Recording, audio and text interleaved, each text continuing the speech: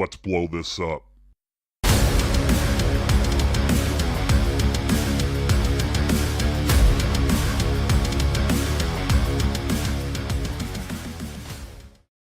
Look alive, Bomb Squad. We are back for another installment of Let's Blow This Up.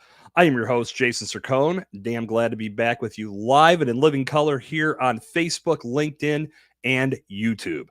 Tonight on the show, I am joined by a great podcaster. I actually had the pleasure of sitting down and recording an episode of his show today. So we've been spending a lot of time together, getting to know one another. Hopefully that transcends into another great episode of Let's Blow This Up.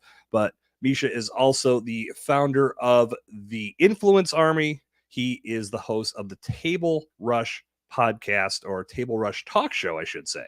So without further ado, allow me to bring to the stage Mischa Zvegintzov. Yes. Mischa, did I nail it? Jason, that was pretty gosh darn close. Oh, man, I did all that practice and I only got close.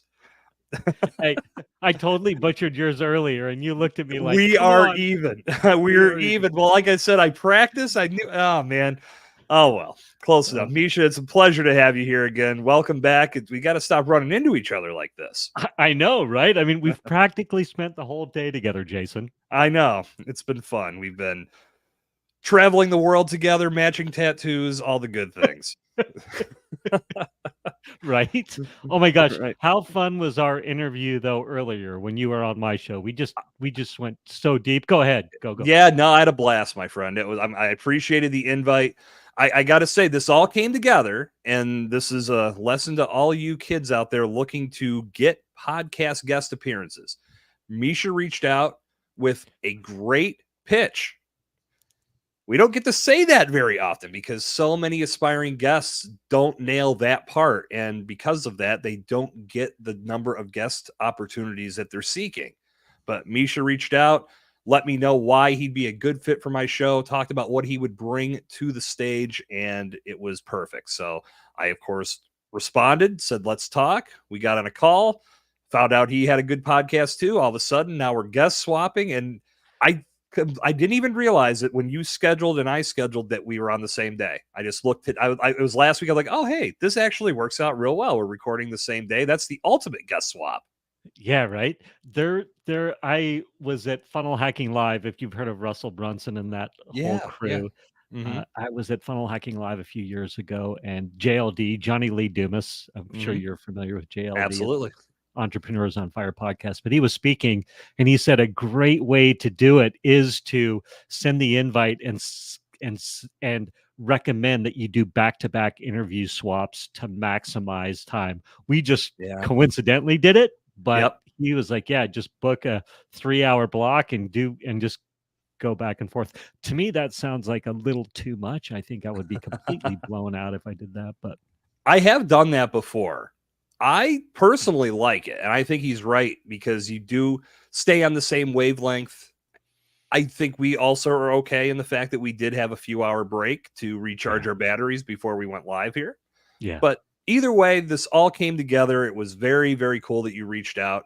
And now that you're here, Mischa, would love to hear all about you. Tell us your story. What brought you into podcasting? What have you been doing in your world? And how are you making a difference in everybody's life that you touch?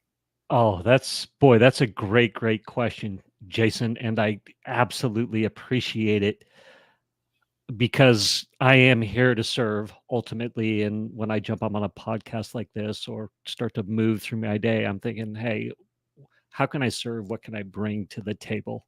And as long as I'm moving in that direction, I feel like I'm doing the right things. But just to quickly go through it, I was super successful in sales. The bulk of it was as a home loan officer. So 15 years, I funded $1.5 billion in home loans, myself and the teams that I created over that 15 years. And if you think about it, $1.5 billion in home loans, although the bulk of them were in California. If you assume a $400,000 average loan amount, that's a lot of units. Mm-hmm. And to fund that type of units, that volume, especially at a big bank, for the bulk of it, I worked at Wells Fargo Home Mortgage. you have to have your systems in place. You have to have your templates in place, your responses in place. You need to know what to say, when to say it. You need to know how to move somebody through a conversation when you're interviewing them to get them a home loan, right? Yeah. Anyway, so I was super successful. Loved guys like Zig Ziglar and Brian Tracy, those old school sales guys. Yeah.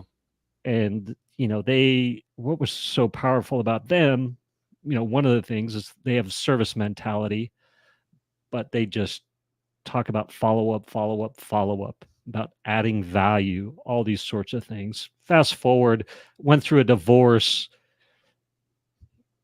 economic upheaval, career upheaval. I was burning out in a big way. More failed relationships. Both my parents died within 2 weeks of each other. It was crazy. This is about 12 years ago that all this was, some version of it was going down. And I just completely hit bottom. And fortunately, I had money in the bank because I had been successful in the home loan business. And I had been talking to God, the universe, whatever. Hey, how can I be of service here? I'm burned out in loans. I need to know the next thing to do. And my identity was very much wrapped up in being a successful business guy. Mm-hmm. Right. And so the universe was like, be a stay-at-home divorced dad, get those boys through school. And I was like, no, anything but that. I don't want to be a stay-at-home dad, anything but that. And, finally the universe forced my hand. Work became so painful. Everything that I was good at overnight had become incredibly painful. So I go into my boss. I'd actually done this program with Kyle Cease. Anybody who's questioning their purpose in life, or maybe having an identity crisis or a midlife crisis, I strongly encourage, go check out Kyle Cease's stuff. But I did this program with him in one of those weekend one-on-one intensives with him. And quickly I discovered, oh my gosh, I need to quit my job, get my boys through high school. I have all these resources in the bank. Like, what am I saving them for? Like, this is the time. Does that Yeah. make sense? Absolutely, it does. Yeah. And so I was inspired. So I go into my boss. I realize that I got to quit. I got to get my boys through school. I go into my boss. Man, I wish I could remember his name. But I tell him, I said, hey, boss, I said, hey, I quit. I'm done. And he goes, Mischa, we'll match any offer you're getting out there. Like, give us a chance to keep you. And I said, no, you don't understand. I'm quitting. I'm retiring. I got to get my boys through school. And he stone cold looked at me and said, Mischa, I wish I could quit too. And I was like, oh my gosh, I am doing the right thing. Yeah. Anyway, get my boys through school. As soon as they're graduating, have their girlfriends and, have their college lined up. I knew that I would get back into the entrepreneurial game, the marketing game, the sales game, because I love it. It's so much fun, and just serving at that level and getting paid for it is amazing. So I thought, well, I'm not getting back into home loans. I naively thought I'm going to jump into and master online marketing because that'll be easy. Mhm. Yeah, there Yeah. you How easy is that? go. Depends on who you talk to. A Yes. lot of these people will lead you to believe it's easy, and then they just clean out your bank account and move on, like the Right. alien from Independence Day. Yeah. And I think it's very interesting. I jumped into Russell Brunson's what's called his 2CCX, his $25,000, one of his coaching programs, which was amazing. I do love Russell Brunson. I Mhm. naively jumped into it though too soon, wrote that check, and started trying to figure out the online marketing game. And fast forward, I have spent $150,000 going to masterminds, traveling to funnel hacking lives, going to the more intimate masterminds, interviewing entrepreneur after entrepreneur.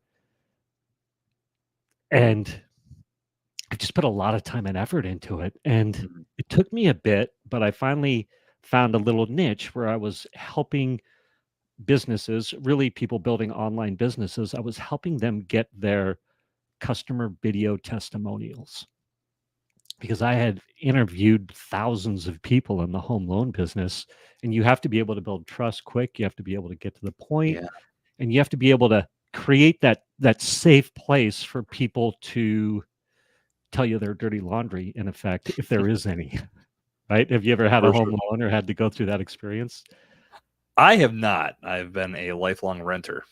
Okay, well, just know that when you get a home loan, especially these days, boy, we're looking at your dirty laundry. We're looking at your credit score. We're looking at your income. We're looking at your assets.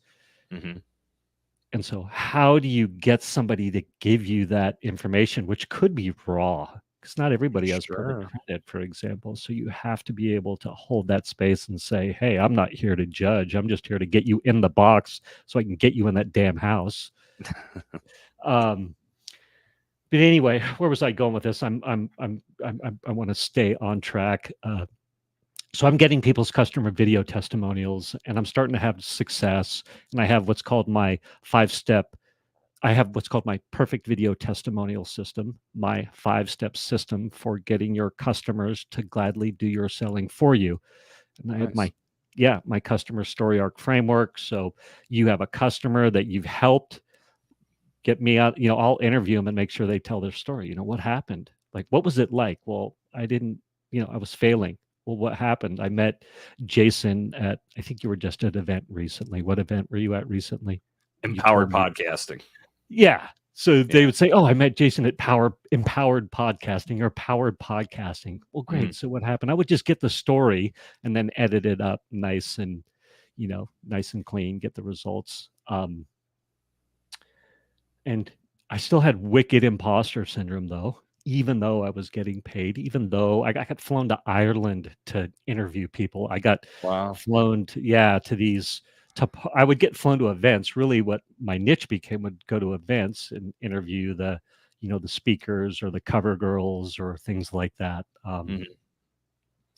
But yeah, I had this wicked imposter syndrome still.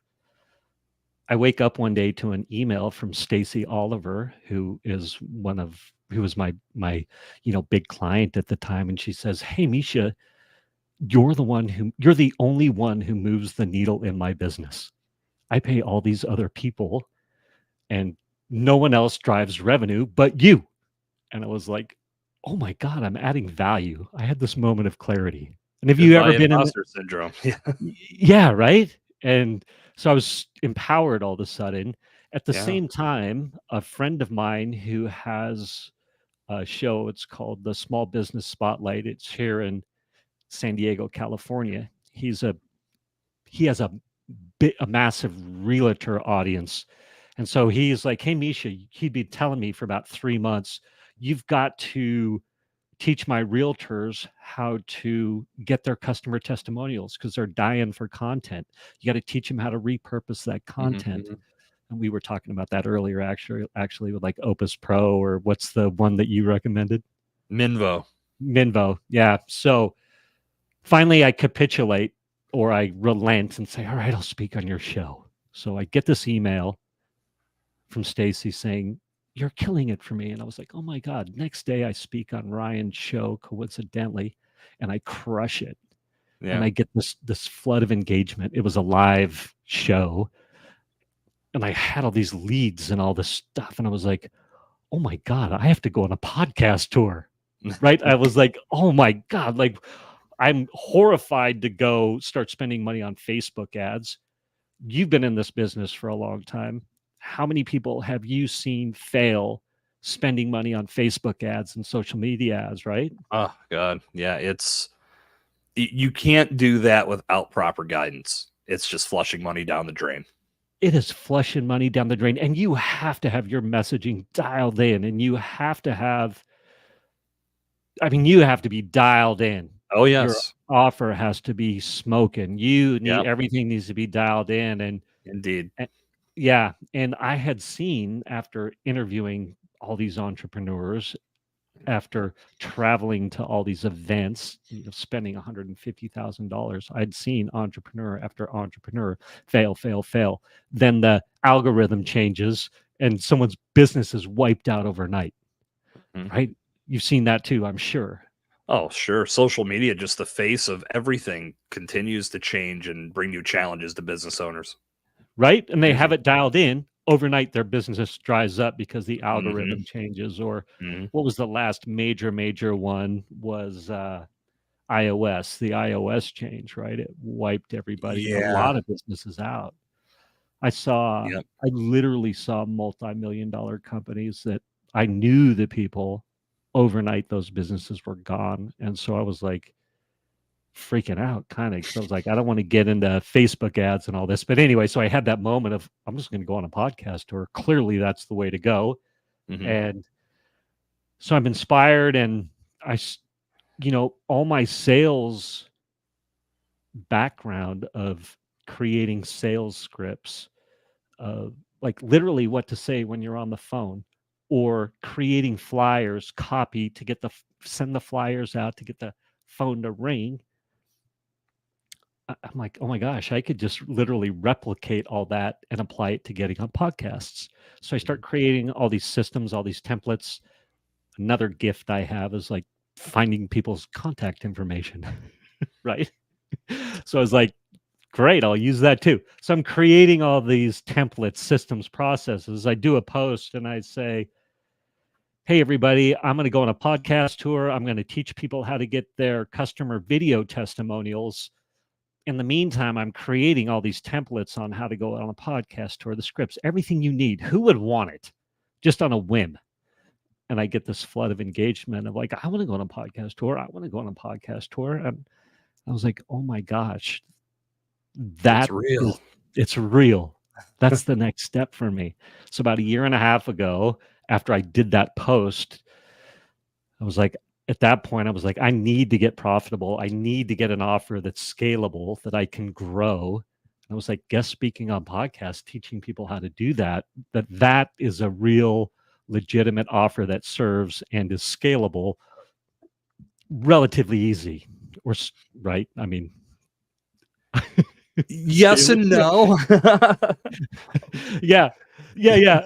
Right. Like, well, I've got the idea now let's scale it. Well, anyway, so I'm in the middle of the I'm at the beginning of the scale curve, which is a ton of fun. But I Mm, created what's called my influence army. So I've got the influence army, where what I like to say is I teach heart-centered entrepreneurs how to increase their impact, their authority, and their income by going on what I like to call an influence tour. And that all mhm. starts by guest speaking on podcasts, right? So we start guest speaking on podcasts, and there's so many benefits, which I'll gladly dive into about guest speaking on podcasts. But Oh yeah. I want to give you room to answer some more questions, or ask some questions, because some might have come up. Or Well, that's one of the big reasons I wanted you to join me tonight, Misha, is because not only did you do a great job in your outreach, but clearly what you're doing is you're teaching others to do the same.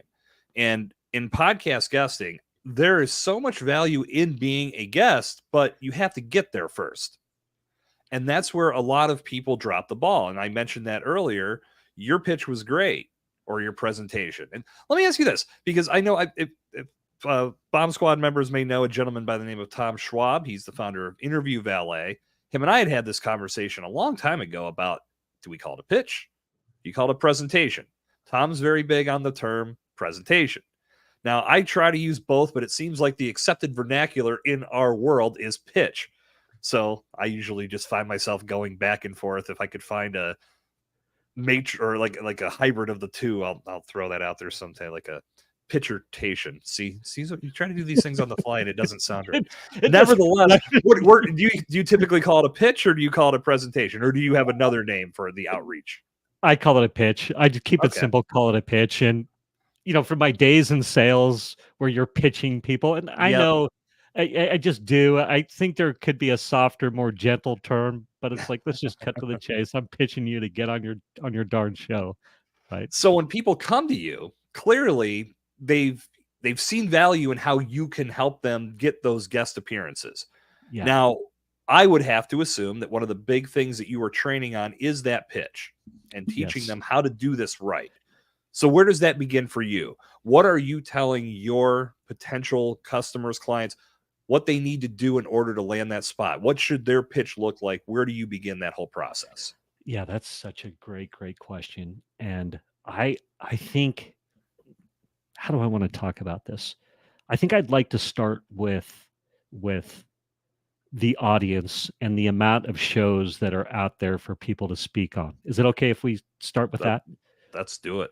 Okay, amazing. So there's any given time, I think there's 3 or 4 or 5 million podcasts out there currently. As you and I talked earlier, a good chunk of them are in what we call pod fade. So people do 3 or 5 episodes and then they stop and maybe they start again or stop or whatever. But Yeah. nonetheless, there are hundreds of thousands of podcasts to speak on.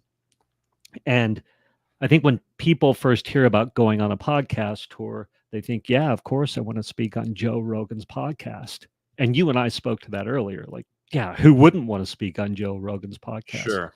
It's not realistic. It's not realistic for me currently. Right. I've spoken on tons of shows, and you've put in your hours. I've put in my hours. We've done thousands of hours. But still, how are we gonna serve Joe Rogan's audience, right? Right. Exactly. Right. Yeah. I'm confident I could hang with him for 3 hours and talk up a blue streak the whole time. But yeah, how that impacts his audience, who the hell would know? Who the heck knows, right? I'll throw it out there if anybody wants to get this Yeah. in front of Joe Rogan and he wants to accept the challenge. We'll head to Austin. We'll see what happens. But yeah, I would go for it. Absolutely. And I think you and I are at that point where Joe says, hey, stumbled across you on an interview. We want you on here to talk about how to get speak on podcasts. Or maybe he heard me talk about my midlife crisis and he's screaming towards one. So he's like, hey, Mischa, talk to me about midlife crisis stuff. And I'm like, great. But where am I going with this? There's a guy. Go ahead. I'm sorry. Go ahead. No, you go. Well, I was going to reset the table just in regards to how you have your people set up that initial pitch so they can get through all the crap, because podcasters are inundated with bad pitches. We want to make sure that we get to the good ones. And like I said, Mischa, yours stood out. That's the goal. We want your pitch to stand out so your value can be felt through the podcast waves. How do we get your people there? Yeah, I love that. And let me look up. I don't mean to give a lull here, but I did want to quick pull up the podcast, the pitch that I sent you. And well, while you pull that up, I will say, Bomb Squad members, if you're out there watching us live and would like to join the conversation, please feel free to drop a comment, drop a question for Mischa and myself. We'll be glad to talk about it here on the show. But this is a good topic, because I think this affects both sides of the podcast microphone, hosts and guests, because I know hosts are in that position of wanting to have great guests, but oftentimes the pitch gets convoluted and they may miss out on somebody that could have been great, but that's also the fault of the pitcher because they are not presenting themselves in a way that makes themselves look valuable. That's what we want to get to the heart of tonight. So share your pitch with the audience tonight and tell them how you landed here on Let's Blow This Up. Yeah, perfect. Thank you for that. And thank you for setting that up.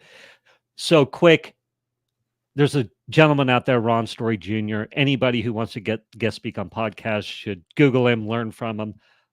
But when I first was in earnest going to go guest speak on podcasts, and I arrogantly was like, Amy Porterfield, Joe Rogan, all these big ones. And I'm not saying to anybody, listening, like, don't try and get on those podcasts, but I am saying you got to be realistic and keep your expectations in line. But he put me in check really quick and he said, hey, Mischa, and actually you and I spoke to this earlier. He said, hey, Mischa, if you could be on stage right now speaking to 10 people that had an interest in what you do, would you do it? Yeah. And I was like, heck yes, I would. 10 people, 15 people, 5 people some days, 50 people, 100 people. Oh my gosh. Right. And he said, hey, there's thousands of podcasts out there that nobody's heard of that have a captive audience of 10 people, 50 people, 100 people, 200 people. Right. And my eyes just opened up. And so I was like, oh my gosh, there's so many more podcasts out there for me to speak on. And it's just that little Venn diagram. We find a podcast that's a small one that has a nice little audience. We just need a little slice where that Venn diagram comes together, the 3 circles, where that slice of the audience is interested in what I have to say. Right. And so that I just like to lay that down so people go, oh, wait a minute. Like there's all kinds of podcasts for me to speak on. So I don't need to go pitch Joe Rogan. I don't need to go follow him, like him, interact with his content, all this kind of stuff. And that's what I'm about is I'm like, hey, how can I get lots of pitches out there without having to look, like, follow, engage?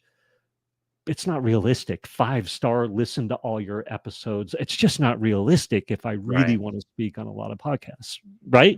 Right. No, absolutely. You have to be realistic in your approach to this. And there's no reason to believe that you at one point in time can't get to an Amy Porterfield show, to a Joe Rogan show.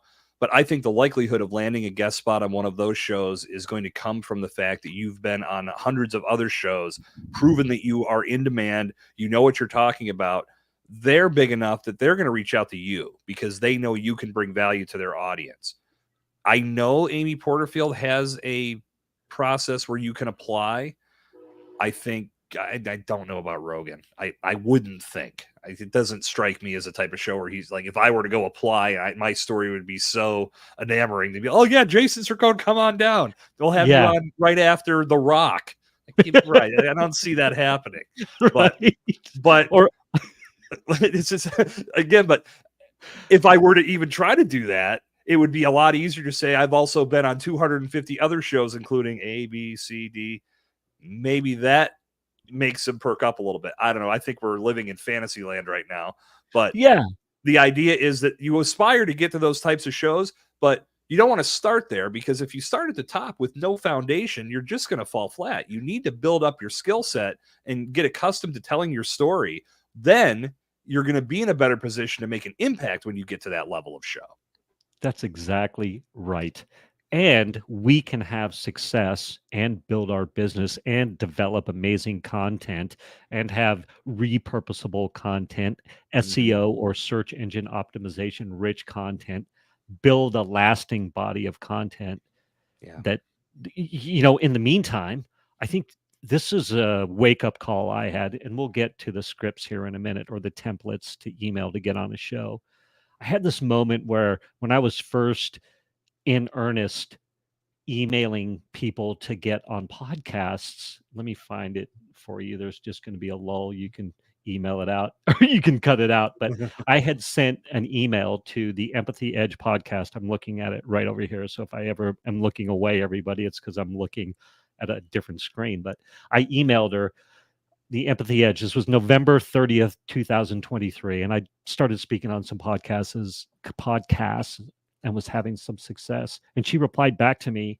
Her name is Maria. Maria said, "Love your pitch, but when I went to your site, you're not a thought leader. Am I missing something?" Right? And I was like, in that moment, I thought, well, wait a minute. I am a thought leader. I know I'm a thought leader. I've got this incredible life experience. I'm teaching people how to get on podcasts, but I don't have proof. Yeah. And I was like, oh, I need proof that I'm a thought leader. I don't have a book. Now, what do I have? What do you have? We have both, I don't know, 30, 40, however many podcasts we've guest spoken on. Now you go to my site or you go to some of my opt-ins, you see all the little cards of all the podcasts I've spoken on. I am a thought leader now, right? That's You all are it a takes. thought Yeah. leader. That's all it takes. So Yeah. yeah, so that really woke me up that day. I was like, yeah, I mean, when I say that, it was frustrating in the moment, but I was like, oh, I'm building my thought leadership.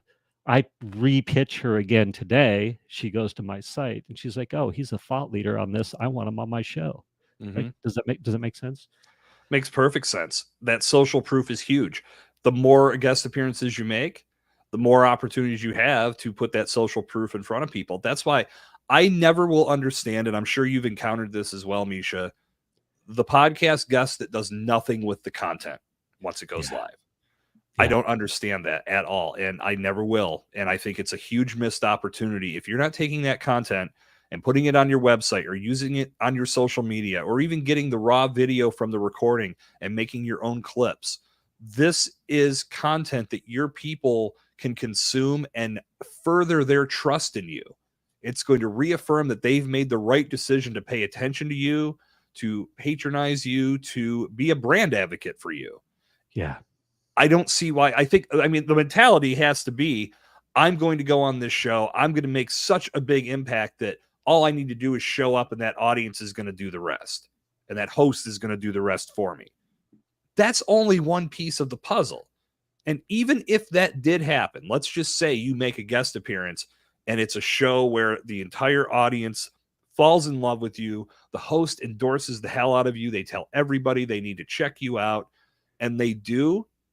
Even so, you should be taking that content and doing something with it. You should be putting it out there, because there are going to be people that did not hear that podcast that can still be impacted by it.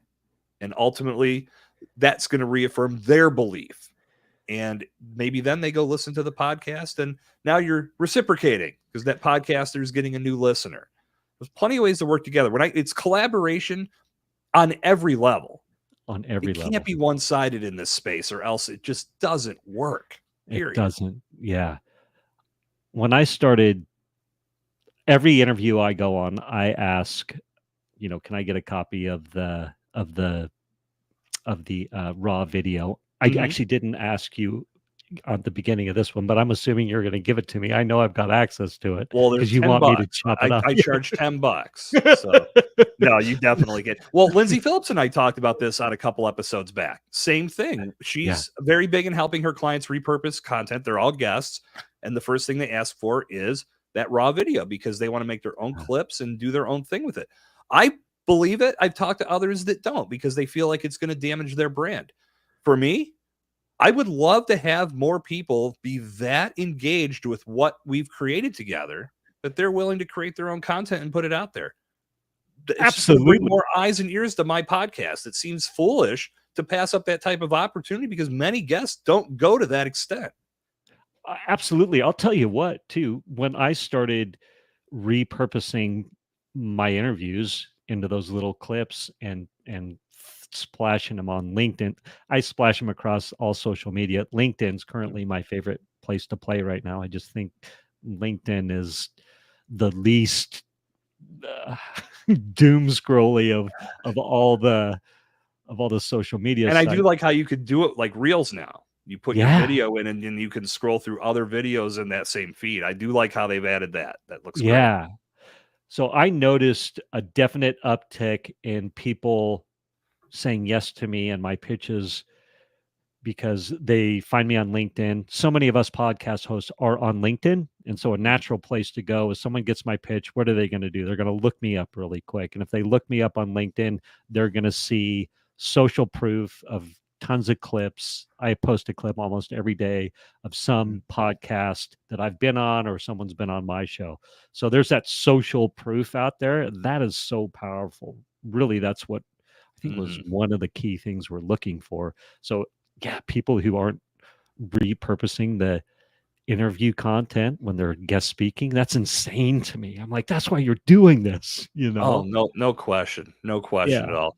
Let's go back to that pitch, because I want to really nail this down. So what exactly would you tell somebody they should be including? Because I know from our recent conversation, even past content on this podcast, short and sweet wins the race, right? Yes. So tell us your thoughts on this. Yes, absolutely. I think cut to the chase. Here's who I am. Here's the value. Here's what I specialize in. I see this is how you serve your audience. I can serve your audience. Let's collaborate, or let's have a conversation about collaborating. So, for example, my email to you was, I'm Mischa Zvegintzov, CEO and Chief Influence Officer at the Influence Army. I specialize in podcast pitching and speaker training, helping thought leaders and entrepreneurs amplify their stories. Given our mutual interest in leveraging podcasts for branding, that's what you do. You leverage podcasts for branding. I believe I can bring valuable insights to an episode of your Let's Blow This Up podcast. Let's connect to discuss how we can collaborate to provide engaging and impactful content for your audience. I mean, that's a win-win for everybody. Everybody wins. Yep. Right. And that's what so few pitches do not have. Yeah. The fact that you looked into my content, you more than likely listened to some of it, you knew my objectives, and you knew that they aligned with yours. Yep. It wasn't this blanket, I've done this, I've written 7 books, I have 4 courses, I drive a Porsche, I've been on a yacht before, all these great accomplishments. Again, do not want to denigrate those, but they don't tell me what value you bring to my podcast. Yeah. That's what I need to know. Yep. Tell me how you're going to make an impact so my audience can feel that impact when they tune in, whether they watch it live or whether they catch the replay and they're Yep. listening to it on their favorite podcast app. That's what Yep. it's all about. If you start with that, we're going to get to all of your accomplishments when you're on the show, because you're going to get to tell your story. Yes. And more than likely, because we got through the fluff and we found out what's important, now I'm going to do that selling for you. If you've won Emmys or whatever your accomplishments are, I might lead off with that. Yeah. Just to showcase who you are and why your value is going to be a tremendous asset to this podcast. But I see so many people just drop the ball thinking that they're perfect for every show. And that's my least favorite line. If I ever see that in a podcast, I delete it immediately, or in a pitch, I delete it immediately. Yeah. If it starts with, I feel I'm a perfect fit for you, delete, gone. Delete. I'm the only one that can determine that. Yep. If you have a team of people that are putting your show together, they're the only ones that can determine that. You can showcase your value. You can say why you feel like what you found aligns with your mission, your message, but you can't say I'm perfect. Only the podcasters can. So focus on keeping it short, sweet, get to the point, get your value in front of that podcaster, but ultimately let them know why you think their show is right for you. Yep.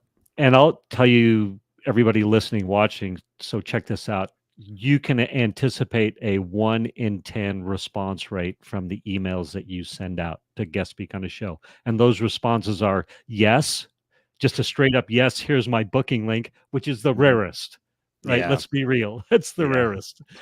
Or it's yes and. So you gave me a yes and. You gave me a yeah, I would like to talk about this. Let's have an intro call, book here. I believe that's what it was. That's what you said. Yeah, let's do a discovery call. So it's yes and. So it's yes and let's do a discovery call. Yes and fill out this application. Yes and give me your one sheet, or yes and something, or else it's straight up no. Okay, it's a no. And so no is actually almost my favorite, because it's an opportunity for a counter offer. Yeah. Right? Because it's like, oh, no, well, it looks like you'd still be a great guest for my show. So if you just said no to me, I just said, well, are you sure you just, well, I actually literally reply back with what I hear. So oftentimes people will say, no, I'm only interviewing women right now, which I love and respect. And I totally get that, because women need plenty of opportunities to shine in the spotlight in the podcasting land, because there's tons of men out there, right? And women have their avatars. Like, a lot of people are like, well, my avatar is women, for example, or things like that. Whatever. I don't mean to go down this rabbit hole, but a lot of times I get, no, we're only interviewing women. And I reply back and I'll say, thanks for the prompt response. Noted that you're only interviewing women right now. How would you like to be a guest on my show? It's a top 1.5% podcast. This is my audience. I think, would you like to share the stage? 50% of the time I get a yes.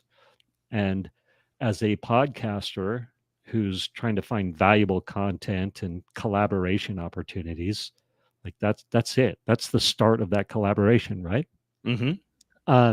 So any no is just an opportunity for a counter. So Stacey Oliver, who I mentioned earlier, who I woke up to that email, she's got a magazine. It's called Mind, Body, Soul magazine. And she's in my influence army. And so she emails people. And when they say no, she says, well, hey, you might be a good fit for the cover of my magazine. You want to have a conversation about that? Right? So it's like, what's the counter offer? The conversation has started. They just said, no, I'm not interested in the guest speaker or you being a speaker, but I'm replying. There's some kind of interest here. Does that make sense? Absolutely. Better than nothing. Better than nothing. Which is The common response, nothing. Yeah. So check this out. I emailed Troy Truen. I said, "Hey, I want to be a guest on your podcast." Gave my great little pitch. He replied back, "No, I I'm only interviewing women right now." I said, Mhm. "Hey," I replied back fairly quickly within the week. "Hey, Troy, thanks for your prompt response. Noted that you're only interviewing women right now, but he helps people grow their business, and he's really savvy, really good at what he does. I He's got a good audience." So I was like, "Well, hey, why don't you come guest speak on my podcast?" He said, "Okay, I will." I Mhm. interview him on my podcast. We start the conversation, and at the end, he's like, "Well, how are we going to collaborate here?" And I was like, "Well, I'm doing my podcast guest speaking master class on August 29th.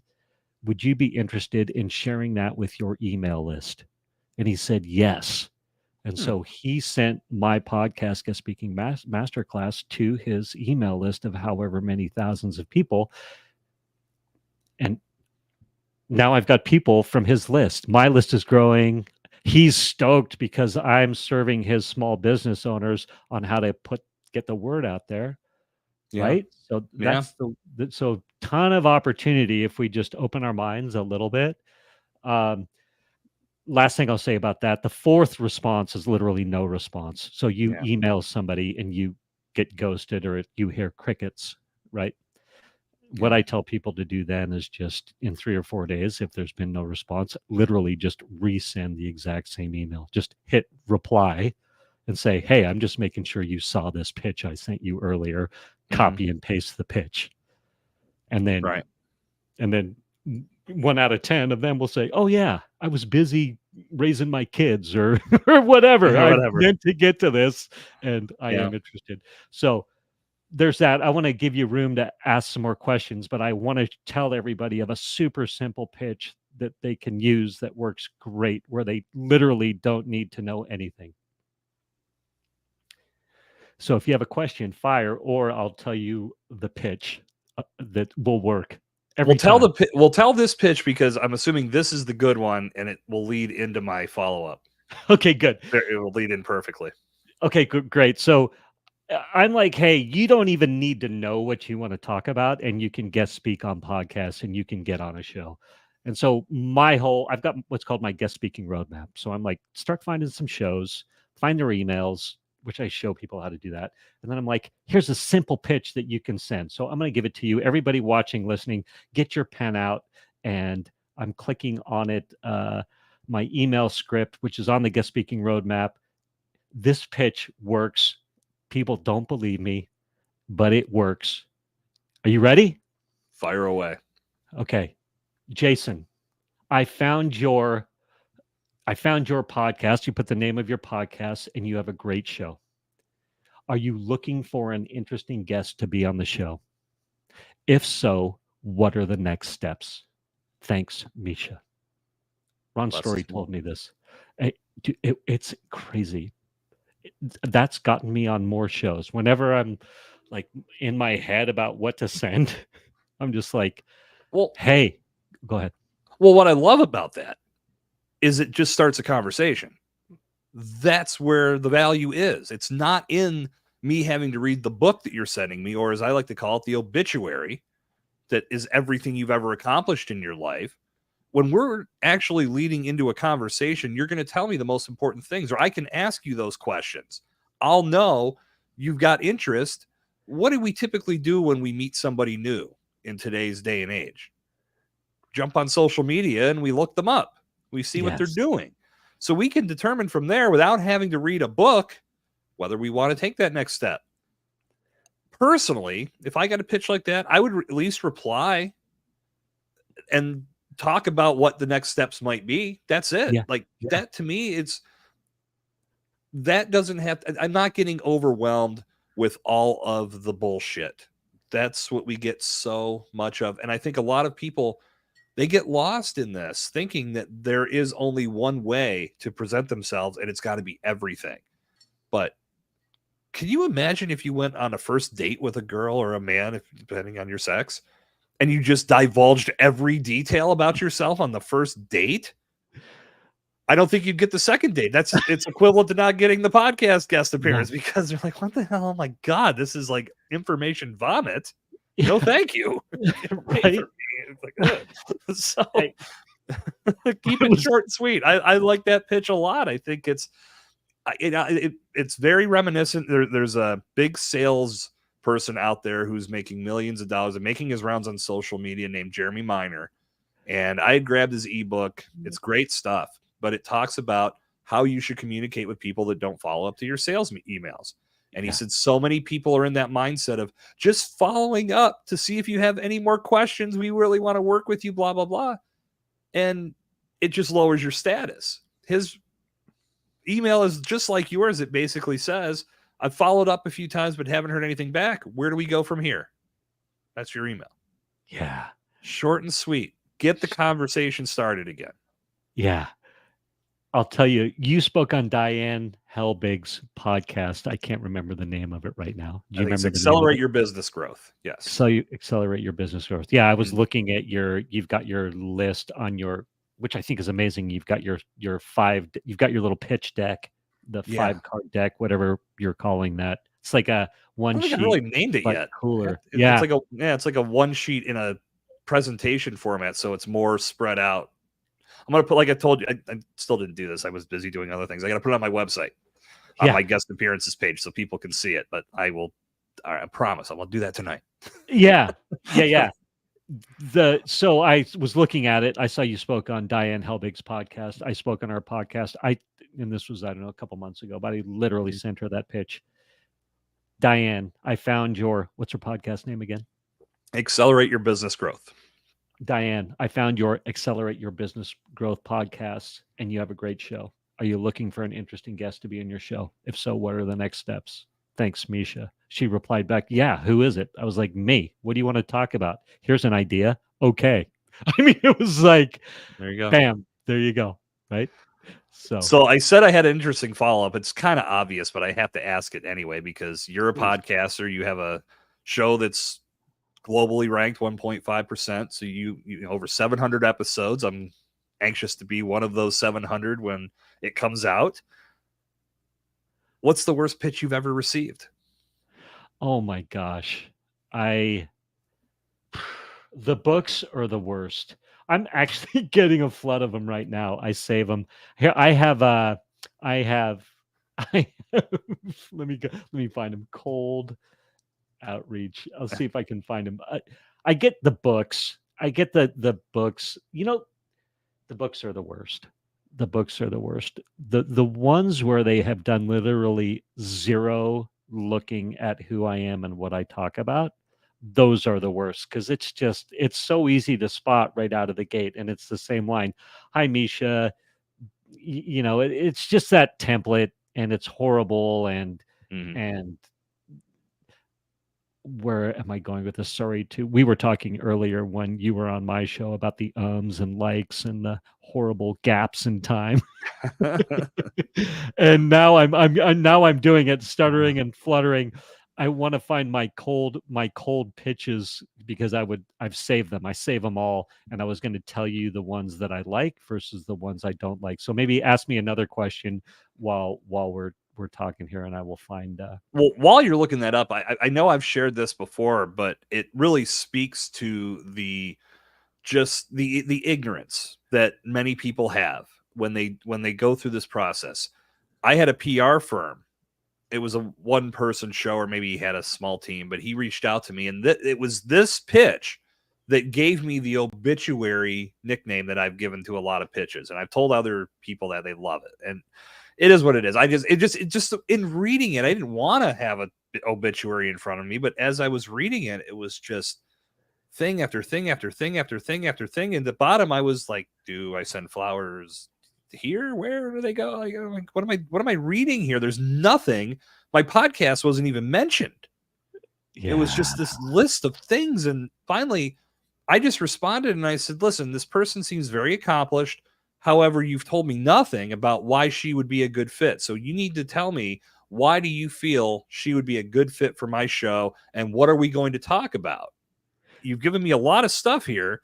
What is she going to bring to my podcast that is going to align with the content that I'm creating? And the literal response I got was, she's in demand. Don't you want her on your show?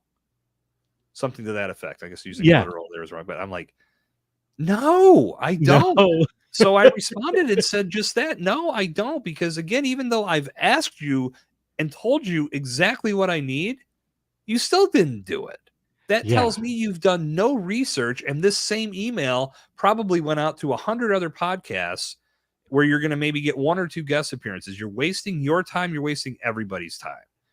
Yeah. And I tried to offer to help, and he did not like that. He started swearing at me in respect because I offered to help, because it wasn't going to be like this long-winded coaching program. It was going to be like one consultation call, and I will show you a much more effective way to do outreach for your clients, because I guarantee you're not getting them the guest appearances they deserve. Yeah.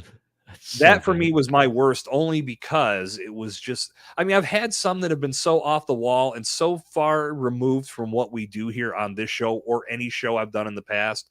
But that one, it was because it was sheer ignorance. This guy didn't want to even think for a second that he was doing things wrong. And that blew my mind. It's so good. I'm looking at this guy's I'm on this guy's email list. He's clearly somebody out there who is, pitching the I'll get you on shows service and is just spamming people. Yeah. Right. I'm based in India or something like that, or the Philippines or something like that. Greetings, beloved.media. So first off, they're using, my email. Yes. I just got this one, 11 days ago. I am loving Table Rush Talk Show. I'm like, okay, you're loving it. I'm like, now prove it to me. I have a guest who I think would be really relevant to your listeners. His name is Paul something or something, and he's the owner at Payroll Mart. I'm getting those same emails, Mischa. Are you? Same guy. Yep. Same guy, right? Same guy, same format, calls me, hey, let's blow this up. I'm loving let's blow this up. Yeah. And then just like, I can't even keep up with the deluge of emails that he says. One was like and the people that are so not relevant. But I don't know. Anyway. Yep. No, I haven't had. He sent me several. I've shared a few on my Instagram story under Bad Pitch Patrol, and it's just nothing near. And part of me, and you can share your thoughts on this too, part of me wonders if it's a phishing scam.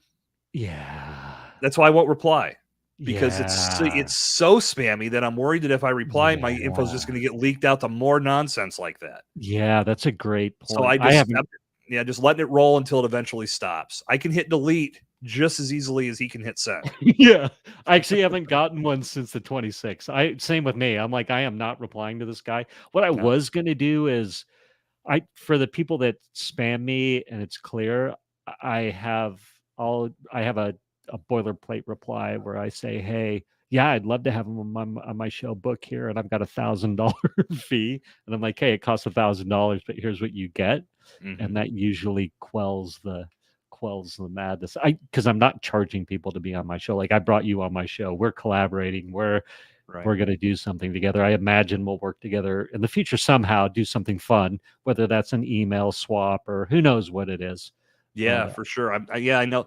Again, a lot of the things that come from these initial podcast conversations can blossom into some beautiful things, and I'm looking forward to seeing where that goes for us. Yeah. But I know you and I proved earlier today that we could go. Like, we knew filling an hour was going to be no problem because we filled an hour and a half just a few hours ago. Yeah. But as we do get down to the end of our time here, I do want to hit on a few key subjects within this guesting space. I think what we covered in most detail tonight was most important, because the pitch is where it starts. So let's move into some real quick rapid fire in regards to what comes next. Let's say the pitch is dialed in. It's getting you guest appearances. Now you're lined up to be a guest. What should you be focused on? What is going to make the most impact on the shows that you make appearances on? And how are you going to position yourself as that authority through your podcast guest tour? Boy, that's such a great question. So I have what's called my story bank, get your story together worksheet. So you expertly know what to say and when to say it to inspire the audience to action. And basically, it's a framework to start getting your stories in line. And what I recommend people do is they look at the story arcs of their life. So for me, I've got my, in my youth, I was a drug-addled, raging crazy kid, went to jail, got cleaned up, right? So call it the Wow. recovery years, I like to call it. Yeah. And then I had my success, family, grow your business years. And then I have my, death, divorce, failed relationship years, which I spoke to. You heard me speak to my success years, to my failed relationship years, death years, and then it's the fourth story arc of my life is the one I'm in now, and that's the rebirth into online marketing, Yeah. right?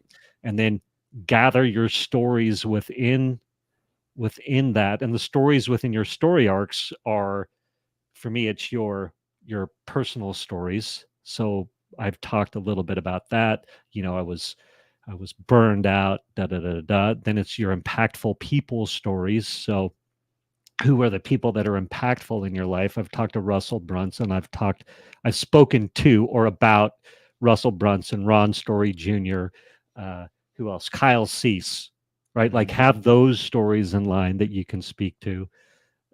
And then your customer stories. And so I spoke to Stacy Oliver. I've got tons of customer stories of people who have had success and are thriving and guest speaking on podcasts. And I could go down the roll call of that or the list of that, but I'll save it. But for people who are maybe starting anew and they don't have a broad customer base or they don't have a whole bunch of customer stories, it's like, well, think about who you've inspired in your life. So maybe it's family, maybe it's brothers, maybe it's relatives, maybe it's coworkers. Like, who are you impacting that you can speak to a story? Does that make sense? Oh, sure. Yeah. No, that's something that I think guests might tend to do, and it's human nature. We tend to overcomplicate things, but in most cases, we've got stories of our own experience that we can lean into. Sometimes it might be a little difficult because we don't want to drudge up the past, Yeah. but when you get comfortable telling those stories, that's going to make you stand out because it's relatable. And more Yeah. people are going to be able to resonate with those stories because more than likely they're listening to that podcast and they're listening to you because they feel it. Yeah. They're there now. You've been there and you were able to get beyond it. They want to get to that point too. And you're going to be that guiding light, that North Star that guides them in the right direction. So it comes with practice and repetition. The more you're on the microphone, the more guest appearances you make, the more comfortable you get telling that story, the more confident you get. And that's going to bring you to a higher level and a much more visible level of authority to all that find you. Yeah, absolutely. And when I say inventory your stories too, people can keep it super simple. Simple name of that story arc of the story arcs of your life. And then I Mhm. will literally just for the stories, I will just put down a sentence like Stacy email. And that's enough to trigger me and go, oh yeah, I remember the details about that. I remember waking up in the morning and I can stretch that story out. Cause I was like, oh my God, like that moment changed my life, right? Like Yeah. I was struggling. I'll tell you this too. When I was in sales back in the day, and I would encourage everybody to take this in. When I was funding $1.5 billion in loans and had a team and all that, I was having lots of conversations with people and I was interviewing a whole lot of people to help them get a home loan. And I was partnering with realtors and I was partnering with title and escrow and lawyers and you're building your network. Every day I would read the sports section, the business section of the newspaper when we had newspapers. So the Mhm. sports section, the business section, and the life section, or that's like the Hollywood stuff, Sure. just to keep abreast of basic news. And then I could have a conversation about the core things that people are seeing Mhm. in the uh, in the world. So I would encourage everybody to think about that, even though you might think, well, I don't like sports or I'm a woman and what does sports have to do with it? Well, you've got Caitlin, what's that WNBA player? Caitlin Clark. Caitlin Caitlin Clark. Clark. Yeah, Mhm. I mean, she is crushing it. She is all the Yeah. rage. Um, you know, the Chiefs and what's the girl's name? Taylor Swift. Taylor Swift. You know what I mean? So Oh, yeah. if we wanted to dive into that, we could, or we could talk. I avoid politics like the plague just because they don't fascinate me. But Yeah. anyway, there you go. So next question. No, I think you've done a great job of addressing the right things there. I think it's very important to be well read, be well informed, not just for podcasting's sake. I think it's just to be a well-rounded human, but Yeah, also you don't get locked in your own bubble by having a little bit of perspective about the other things that are going on in the world. I think it helps with a number of different things. And yeah, it can make you a more interesting person for sure. So, absolutely. well, let me ask you this, Mischa, in regards to the guesting platform. Obviously, we know there are a ton of benefits. As long as you've been doing this, and this can be something that was a win for you or maybe a win for one of your clients, but what's the greatest success story you've seen come from being a podcast guest? And again, that could be yourself or that could be someone that you've mentored. Yeah, boy, that's such a great question. I will speak to someone I've mentored first, and her name is Carissa Caudill. So Carissa jumped into my program. She started, you know, working through some of the frameworks, the get your stories together. Another one is dial in your avatar a little bit. I think a lot of us online business people have the dial in your avatar thing, but Carissa inventoried her stories, got clear on the stories to tell at the right time that spoke to that person that she could serve. And so she got on a virtual stage, crushed it. I'll never forget it. She called me up and she's like, Mischa, oh my God, I can't believe this. I had my stories ready and la la la la. And I spoke to this, and she got a $30,000 business grant for what she was trying to do. And she literally said to me that the person who gave her that grant, she goes, she's like, she couldn't believe I was so dialed in with my stories and who I was helping and how my stories helped. And so that's amazing. And I was like, oh my God, right? Like how that's a powerful That's moment, I awesome. think. Yeah. Yes, that is Y- awesome. Yeah. And then I've got a guy, Alan, who's very consistent, Alan Lomax, and he speaks on a ton of podcasts. He got on 6 podcasts in 1 month, and someone listening might go, well, that's not very much. Well, 6 podcasts, that's it's good. If you're doing 6 podcasts a month, you're crushing it, I think, right? No, I But agree. yeah, and so one of the benefits of guest speaking on podcasts is obviously the call to action, Mm, where go get my guesting guide. Go to guestingguide.com, and it's a guide on how to launch and run a successful and profitable podcast tour, right? So that's what most people think about, is the call to action. A lot of people think about the the repurposing of the content, because we as a society right now are content hungry, and oh yeah, video content is in such high demand right now, and this is such a great way to get video content. But indeed. there are the collaboration opportunities. So Alan pitched somebody, got on their show. That person was like, "Oh my gosh, I want to know about what you're doing," and so they joined his thing. So that happens a lot as we're Mhm. guesting on people's shows. People who let us in or let us on their stage, they naturally have an interest in what we're talking about, and so they might actually want to use our services. So he does commercial real estate. He teaches people how to invest in commercial real estate. So he trusted, did the pitch, got on the show. Next thing you know, that host joins his investor circle, right? Bam. So Beautiful. that beautiful. Myself, everybody's a few steps behind me. Like I've been at earnest doing this for about a year and a few months. And so now the email collaborations are so powerful. So for me, I'm running my podcast guest speaking masterclass. Anybody can go to influencetour.com. I'm doing it about once a month right now. But if you're like, I want to jump on Mischa's podcast guest speaking masterclass, go to influencetour.com. I did a major faux pas, though. I've told your people 2 places they can go find me. I try to only help That was how myself. I was going to wrap us up. One call to action. Yeah, but I kind of blew it. So, but whatever. We can still speak to that at the end. But anyway, when I spoke on someone's podcast and they're like, "You bring a ton of value. I would love to share what you do with my email list." And so those have been some really big wins for me recently when I've been doing my master class and people have been on there coming from other people's email lists. And I'm like, yeah, I knew it. I knew it. And now my own personal goal, it's time to scale up those relationships because Yeah. that's ultimately how we're going to scale. So hopefully I answered your question. You did, and that's some phenomenal success, and that's just a small sample size of the amount of success that one can get when they do this the right way. And as I said, I'll bring us home by saying the call to action is huge, and you had mentioned that too. And this is where we often get to the end of that show, and we've been impacted by a podcast guest for 30 minutes, 40 minutes. All of a sudden, tell us where we can find more. Oh, sure, you can find me on Facebook, Instagram, Snapchat, LinkedIn. Here's my ICQ handle, AL Instant Messenger. I used to have a Friendster account, and it's all of a sudden it's like you're looking at the cereal aisle and like, why aren't we dialed into one offer, one place? Where am I going to get the most value? And that's my lesson, and I'm sure you'll back me up on that, Mischa. As a guest, yeah, one call to action.